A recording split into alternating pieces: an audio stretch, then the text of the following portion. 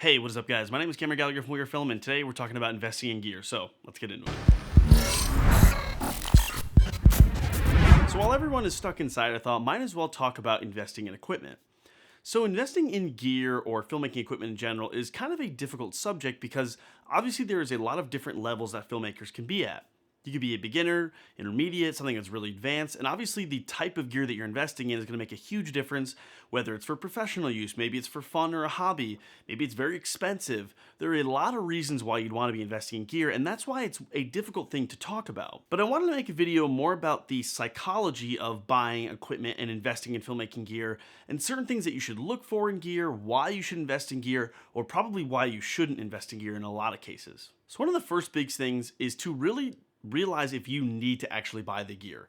So when you're a filmmaker, and I'm this way, I am a gearhead. I love gear and I love looking at gear and seeing gear and the idea of what it can do for my films, for my company, and for all that kind of stuff. But the thing is, you have to stop and think about, is this investment actually going to be worth it, and do you actually need this investment? Now, the first way that you should look at this is, can you actually utilize this gear to its full potential? Or if you're willing to grow into that gear, which is a good thing sometimes, is that gear going to still be too much for you? So this is something where I see a lot of young filmmakers or inexperienced filmmakers who haven't made films, don't do it as a job, and they're looking to buy something like an Ursa Mini Pro G2 or like a really expensive camera. I understand where we see these cameras on our YouTube channels and we think that that's the camera we need to go buy right now, and that's the professional equipment that we need to actually utilize or make these films, but that's not the case at all. And in most cases, you can actually get away with a lot less than you really think. And again, it comes down to learning the right fundamentals and understanding filmmaking as a whole. So again, if you're a beginner or you're someone who's inexperienced, you do not need the best camera out there, the best lens, the best lighting, or any of that kind of stuff. Now, I do think that on the flip side of that, investing in good equipment is very, very important. So again, you want to invest in a camera or a lens or audio or whatever it may be that is going to be something that you truly need. But again, it's something you can grow into, but at the same time, you're not overspending. For instance, let's say you're just getting started in filmmaking. A basic DSLR with a kit lens is more than enough. It is a quality camera, especially if you're buying something that is a good camera that is going to last. You're making a good investment that you can use for a couple years while you learn and you build your skill set. When it comes to audio and lighting, same thing. You want to invest in a good product. I don't recommend going out there and buying the cheapest mic and the cheapest light you can possibly buy, but if that's all you can afford, then that's all you need. You don't need super expensive gear, you don't need the best light, but I always think that you should invest in something that's going to last you a long time. The longevity of the stuff that you could buy is really important, especially with something that you want to get into or you truly are pursuing and or doing, because that's going to then work for the future. So your money is going to last that much longer. For instance, when I buy shotgun microphones or mic cables or lights or things like that, I prefer to buy something that's not over the top and not something I don't need. I don't need an HMI or something ridiculous. But buying like an Aperture 120D or a really nice LED light where it's still budget friendly, but it is something that is going to last me a few years. I've had my 120T for about 3 years now, and I've actually had my 300D for about 2 years now. And again, they're working great, and I'm going to keep these for a long time. So again, it's making smart decisions about what you should invest in. For instance, also when it comes to lenses, one thing that I wanted to do is invest in a lens mount that I knew I was going to stick with. In my case, that was EF, because the cheaper cameras, like Micro Four Thirds cameras, can adapt to EF, and then you can use EF on high-end cinema cameras too. So the idea that investing in a good set of lenses that is a quality lenses, but also ones that are going to be able to work with several different cameras is a smart move. So should you buy that piece of gear? Well, ask yourself a couple things. First off, can you truly afford it? And this is one thing that's really important. If you truly cannot afford a piece of gear, you really shouldn't buy it. And when I say afford it, that doesn't mean that you have to have all the cash in hand and a ton of extra cash sitting on the side. Sometimes taking out a business loan is great. But again, it's if you know that you can make that money back. So if you take out a business loan to buy a camera and a lens and a light and some new audio equipment or whatever, if you know that you're going to make that back in the next couple months because of the jobs that you have lined up already, then it is worth buying that piece of gear. And that's one thing that I see too, a lot of people make the mistake of, is they think that because they own a type of gear that they're going to be able to get a type of job. I hear this a lot with Red cameras. Well, I own a Red camera, so I'm going to be able to get jobs because I own a Red. Now, I'm not saying that's not totally true, But in essence, it's all about your skill set. If you own a Blackmagic Pocket Cinema 4K camera, but you are an incredible cinematographer, people are going to hire you regardless of what you have.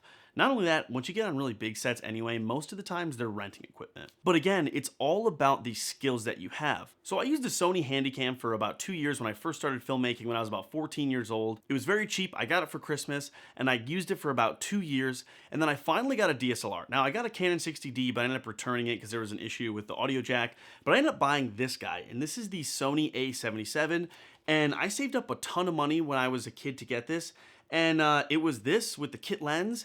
And I have used this thing and I still use this thing today. This is a great photo camera, so it takes really great photos. One of the other things is that this is actually a nice third camera now for things like weddings and stuff like that. It's more of a fourth camera now, but either way, it is still a great camera. And I made a ton of short films and commercials up until about 2015. So for quite some time, I was using this camera to shoot everything. I didn't have another lens. I didn't have anything else. Now, around that time, I started to take things more professionally, and I was, actually getting on shoots and commercials, and I was doing these bigger projects. So at that point, I knew that I needed to upgrade.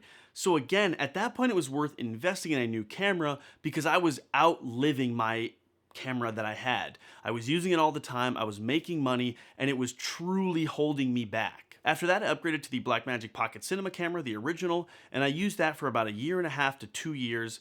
And again, it was the same thing. I had used that so much that I had exceeded everything that I could do, and that at that point, it was holding me back. And I made a video about buying the GH5 in 2016, and that was the next purchase that I made, and again, it was the same thing. I bought that camera, and the instant difference in quality between my projects was huge because it allowed me to do things that I already learned to do.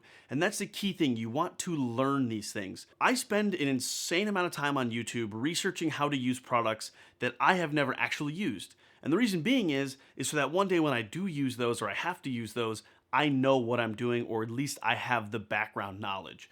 And that's one of the most important things when it comes to investing in equipment is you really should learn these things before you buy them. This way, when you're buying a camera, you know that it's going to work the way you want it, and then you know if something is holding you back. If you're an educated consumer when it comes to investing in equipment, you know if your lighting or your audio is going to be holding you back because you know my skill set is up here, but my gear is here now, so I need to upgrade that gear above, grow my skill set, and then once I've surpassed it again, then you can invest again in gear. I've utilized this for about everything that I've ever bought, and it seems to have worked perfectly for me. So I used my GH5 just until the end of 2019, so for about 3 years I used that camera, and it completely paid itself back 10 times over, probably 100 times over.